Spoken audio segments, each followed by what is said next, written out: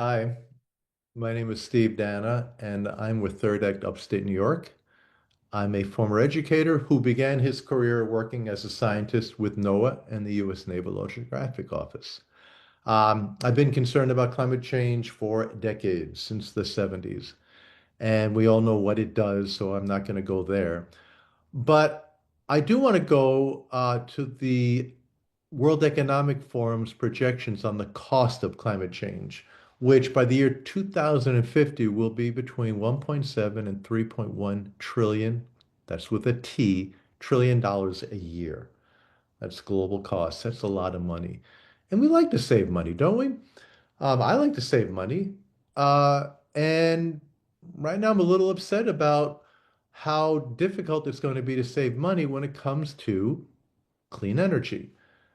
The big ugly bill from the Trump regime has basically removed almost all tax credits and incentives for clean energy projects, um, that would include solar, from the bill, from our US budget. So as a result, the incentives that were there to help homeowners or communities put solar farms or solar systems on their roofs are gone. And that's really unfortunate because it does save money and it's also really good for the environment. And they're gone because, as we know, um, the Heritage Foundation's Project 2025 is rewarding the fossil fuel barons, uh, and basically allowing them to reduce the accelerated movement towards clean energy because clean energy is cheaper than fossil fuel, dirty energy, right? But that's what we have right now.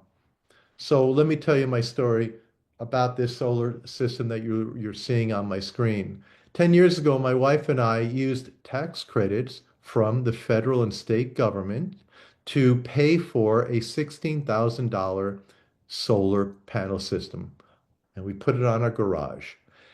And with the solar credits, the tax credits, we were able to reduce our cost to $6,200. And a lot of people in my community did the same thing. Why not? You save money, whether you're a Republican or Democrat. It's just logical to save some money, taking advantage of these tax credits. Speaking of money, I did some mathematics and I found that my system in the last 10 years has saved us $6,550. That's more than we spent to have them installed. So basically, every year I've averaged $650 of discounts on my electricity. Now, that system is 10 years old. The new systems are much more energy efficient, more productive in terms of what they convert from solar energy to electrical energy. So the savings will probably be better for those people that put those panels on now. So my ask, my vision is that we're going to have those tax credits, incentives for clean energy restored at some point soon, right? And we need to have them restored. But to do so, we need to talk about climate change. We need to talk about climate change with our family, with our friends. We need to tell them stories.